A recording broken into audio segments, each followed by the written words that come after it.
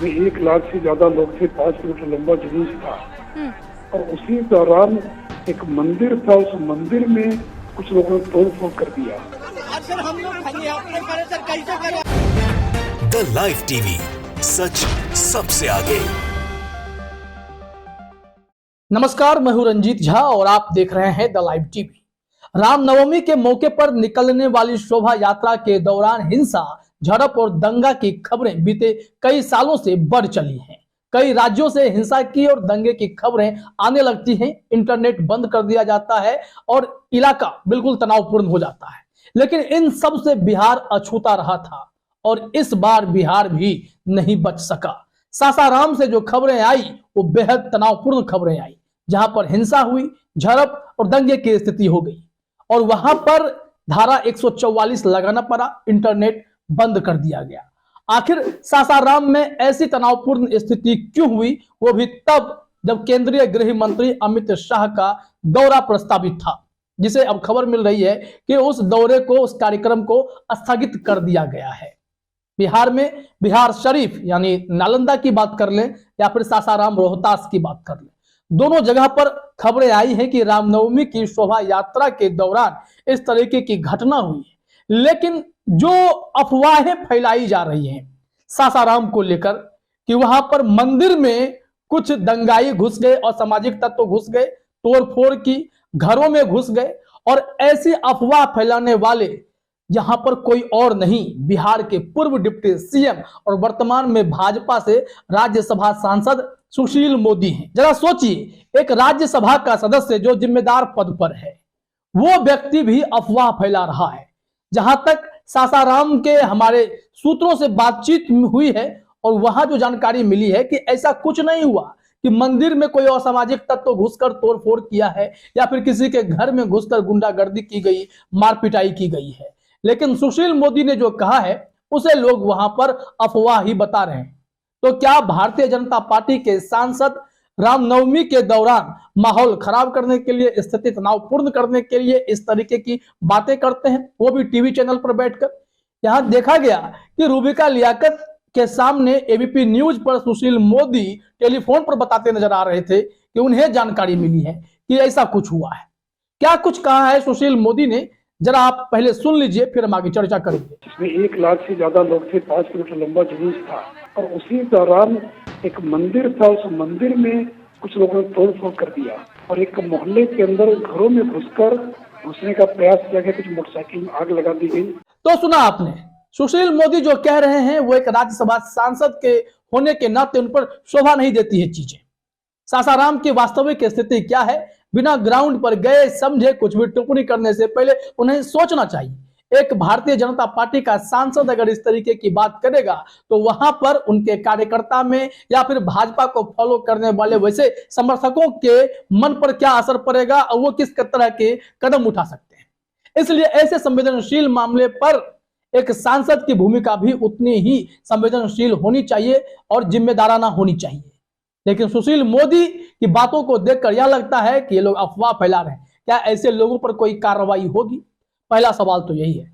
दूसरी बात यह, सासाराम के कई इलाकों में, पीर मजार वाले इलाके में और भी कुछ इलाकों के नाम हमारे साथी ने जानकारी दी है कि वहां पर मुसलमान घबराए हुए हैं, पुलिस से मदद मांग रहे थे, लेकिन उनकी मदद नहीं की गई। आप अपने स्क्रीन पर एक विजुअल देखिए, हमने एक ट्वीट भी इकट्ठा किया है क्योंकि सासाराम में नेट बंद हो चुका है। बावजूद इसके नेट बंद होने से पहले जो तस्वीरें सामने आई, जो विजुअल सामने आए, वो विजुअल्स भी आप देखिए। इसको नरगिस बानो ने शेयर किया है और उन्होंने भी बताया है कि सासाराम की तस्वीर है, मुसलमान अपनी रक्षा के लिए पुलिस से मदद की गुहार लगा रहे थे, लेकिन पुलिस उनकी सुन नहीं रही थी।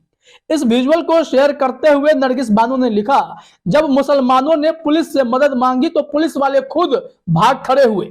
पत्थरबाजों के खिलाफ एक्शन लेने की बजाय पुलिस वाले मैदान छोड़कर भाग रहे हैं। घटना बिहार सासाराम की बताई जा रही है। धारा 144 लागू है पूरे क्षेत्र में। आखिर रामनवमी के मौके पर ही इस तरीके की घटना क्यों होती है?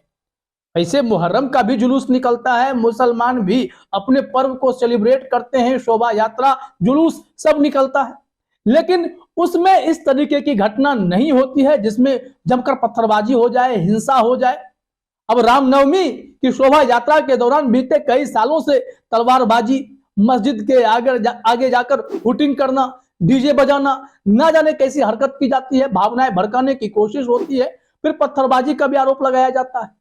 कुछ तस्वीर तो यह भी सामने आई है कि जिनके साथ भगवा झंडे वाले खड़े हैं वही लोग पत्थर भी फेंक रहे हैं, वो लोग मस्जिद पर निशाना साध रहे हैं। तो ऐसे में किस पर आरोप लगाया जाए? क्या यह माहौल को खराब करने वाले कोई और हैं जो ऐसी चीजों को हवा देते हैं, लोगों को उकसाते हैं और स्थिति तनावपूर्ण हो जाती है?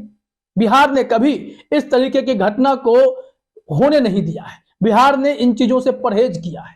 लेकिन सासाराम में जो भी घटना घटी है, इंटरनेट बंद करने की नौबत आ गई, मुसलमानों को डर कर भागना पड़ा, हिंदुओं ने हमला कर दिया या मुसलमानों की तरफ से पत्थरबाजी, जो भी हुए, जो भी आरोप लग रहे हैं, उस मामले में तो एक जांच की भी जरूरत है। दूसरी तरफ इलाके पर पुलिस फोर्स की मौजूदगी इतनी कम क्यों है? इसको लेकर रोहतास के एसपी विनीत कुमार पर सवाल खड़े हो रहे हैं।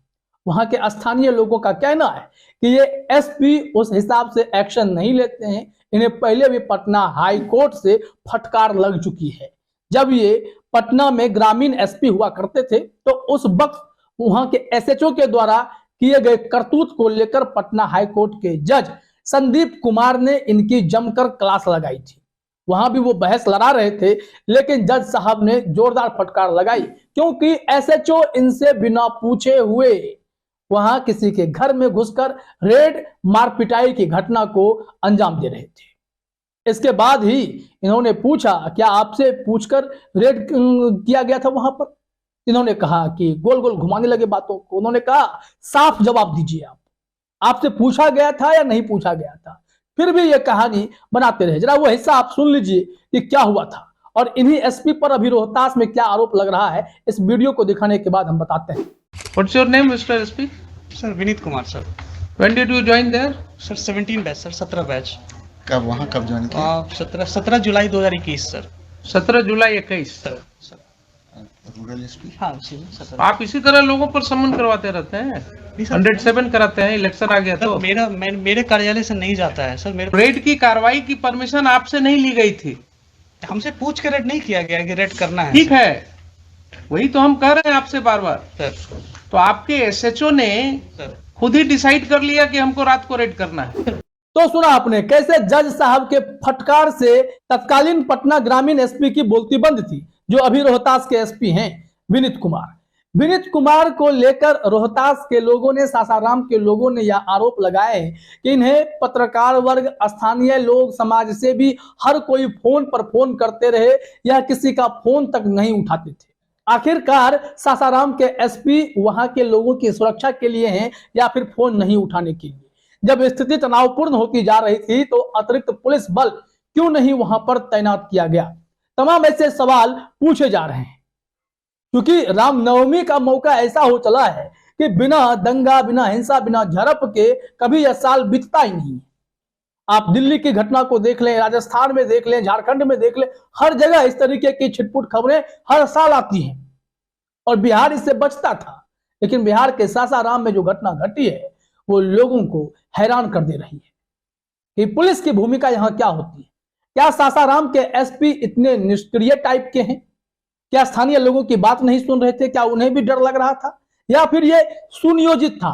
ऐसे भी आरोप लगाए जा रहे हैं कि अमित शाह को अपना दौरा जब स्थगित करना पड़ा है और अमित शाह के कार्यक्रम से ठीक पहले ऐसे स्थिति उत्पन्न कर दी गई कि वहां पर हिंसा हो गई, दंगे भड़क गए रामनवमी के मौके पर, जबकि छेदी पासवान जो बीजेपी की तरफ से वहां के स्थानीय जनप्रतिनिधि हैं, उन्होंने तो पूरी तैयारियों का मोर्चा संभाल रखा था। तो फिर इस कार्यक्रम को स्थगित कराने के पीछे क्या बीजेपी की कोई मंशा थी कि बिहार सरकार पर, नीतीश कुमार पर, तेजस्वी यादव के गठबंधन वाली इस सरकार के खिलाफ मोर्चा खोल सके कि देखिए बिहार में हमारे साथ जब नीतीश कुमार थे तो इस तरीके की घटनाओं पर रोक लगता था, लेकिन जब राजद का साथ मिला है तो इस तरीके की घटना हो रही है? क्या एक मैसेज देने की कोशिश थी? तमाम तरीके के सवाल अब लोग आकलन करने वाले तो उठा ही रहे हैं।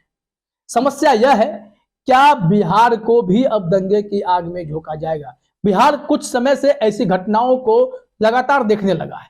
जैसे रेलवे का आंदोलन हुआ था, अग्निवीर वाला आंदोलन हुआ था, इसमें कितनी हिंसा हो गई थी, ट्रेन जलाने लगे थे लोग, तोड़फोड़ मच गई थी।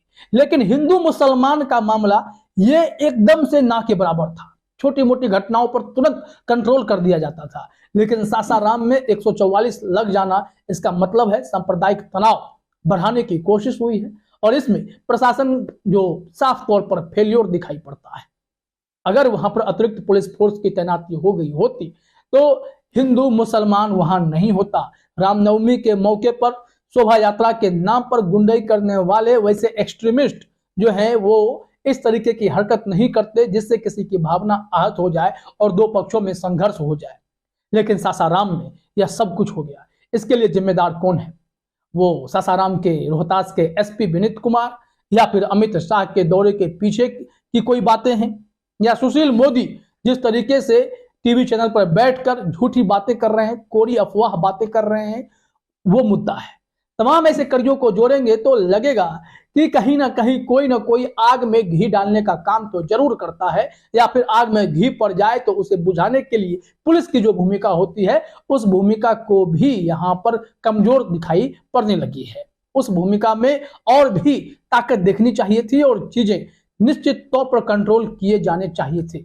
हालांकि पुलिस का कहना है कि स्थिति नियंत्रण में है, लेकिन जो स्थानीय लोग हैं वो जानकारी दे रहे हैं, जो हमारे सोर्सेज हैं जानकारी दे रहे हैं कि बार बार निशाना बनाया गया है, अल्पसंख्यकों को, मुसलमानों को परेशान किया गया है और रामनवमी के मौके पर ही इस तरीके की घटनाएं खूब होती हैं जो कि बेहद चिंताजनक हैं। फिलहाल इस वीडियो में इतना ही। आप सभी का हमसे जुड़ने के लिए बहुत बहुत धन्यवाद। द लाइव टीवी, सच सबसे आगे।